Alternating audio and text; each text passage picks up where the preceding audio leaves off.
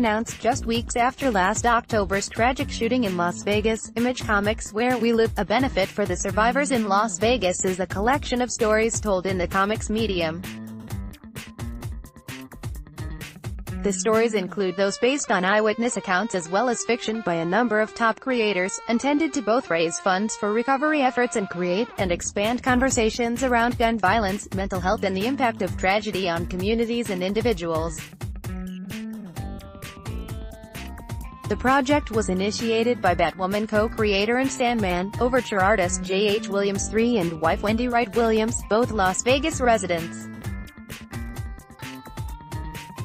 The two worked with former editor at DC Entertainment's Vertigo imprint Will Dennis and Michael Perlman to curate the collection. Ahead of the anthology's release May 30th, the two talked to Heat Vision about its origins, and the purpose comics can serve in helping people process traumatic events. What was it that made both of you think that Where We Live was the correct response to the shooting, and its aftermath? How did the project get started? Wendy Wright Williams: Well, we live here. When anything big like this happens, I think it's natural for someone to think what they could do, or, I hope it would be natural. The enormity of what happened and how it was impacting all our friends. We know many people who work on the Strip and were in lockdown, and had to drive past that every day. It was such a strange and painful event that happened here and we wanted to do something.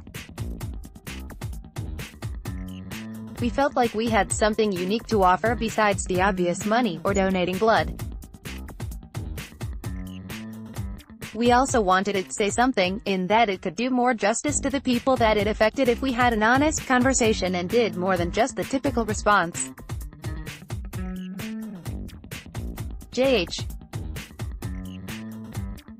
Williams: A lot of times, things get talked about through media sources such as magazine articles or news outlets, and it gets analyzed from those points of view, but you don't get to see story-driven content around the subject very much, about gun violence and the impact it has on people's lives. Our medium is comics, so for us, it seemed like a natural thing to do, to come at it through our artistic medium and industry. Interestingly, even though it's primarily comics-driven story content, there are some essays and poetry in there as well. We didn't limit it to just comics. We just wanted to create a platform for creative individuals to speak to the problem and get their voices out there, while at the same time, hopefully raising money.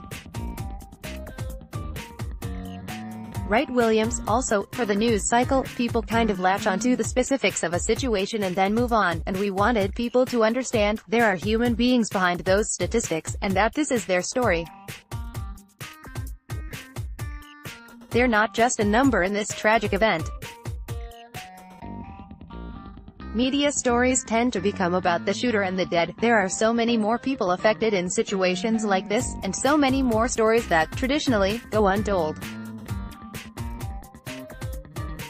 Wright Williams: I want people to look at some of these stories and think about, what if this had happened in your family? How would you cope with this situation? How would you feel? How would you cope with the anger you might feel, that no one is thinking about the impact of what's happening to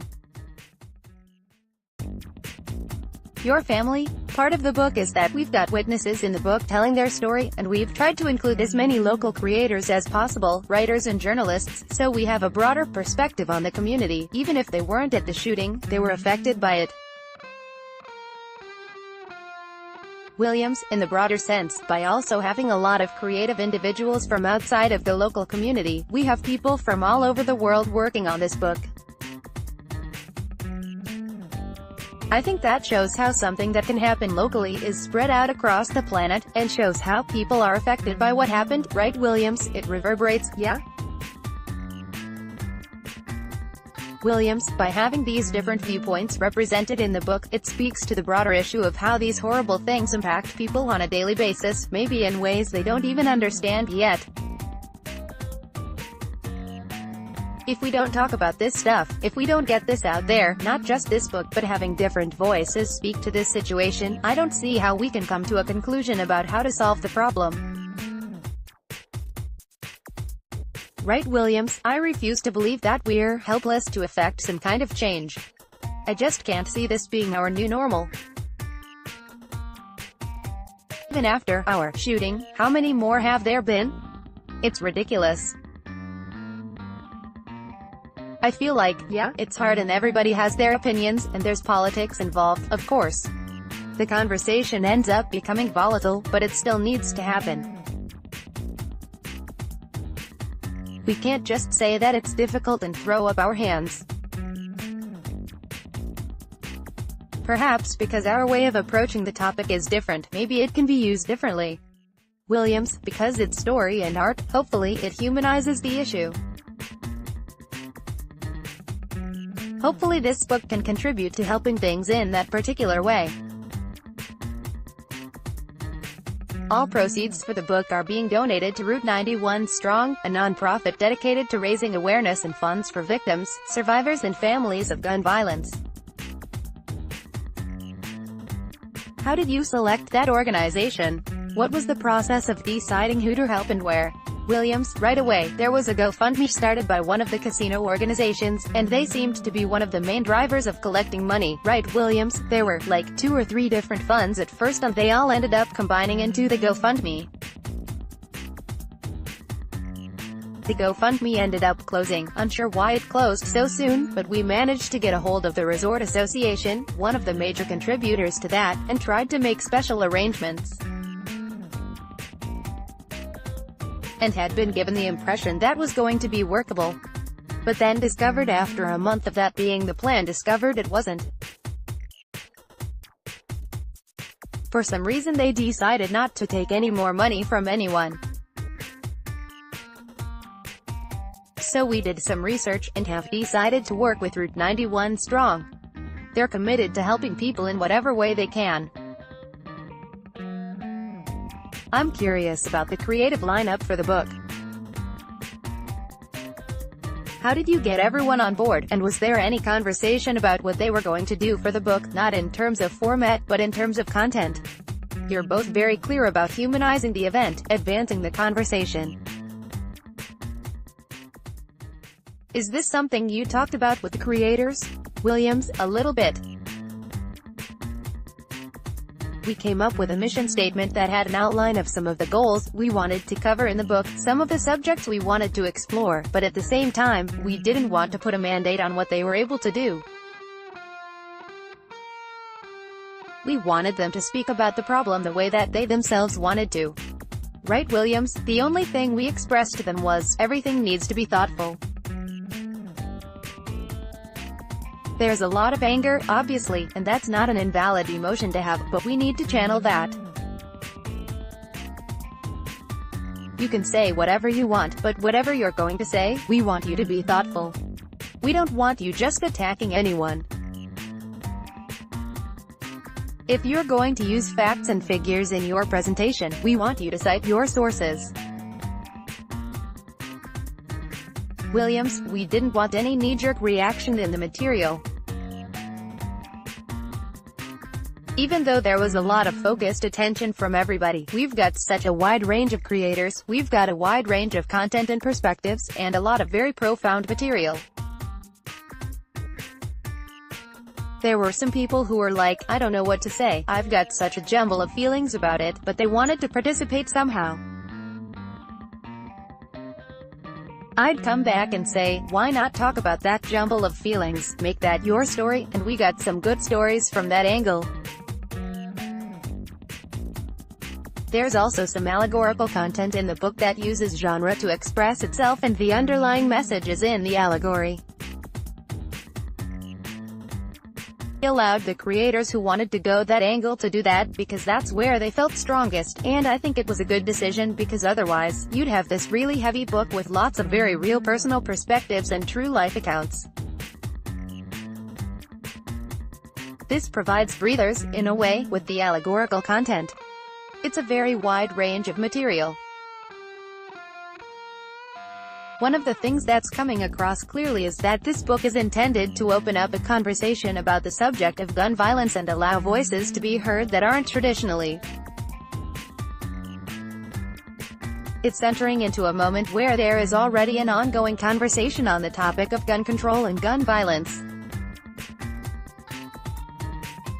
Was that, in the back of your minds, putting it together? Were you concerned about people potentially attacking the book because of their own point of view or agenda? Williams, probably a little bit. It wasn't the foremost thing on our mind, but we kind of knew. Right, Williams? We knew the environment.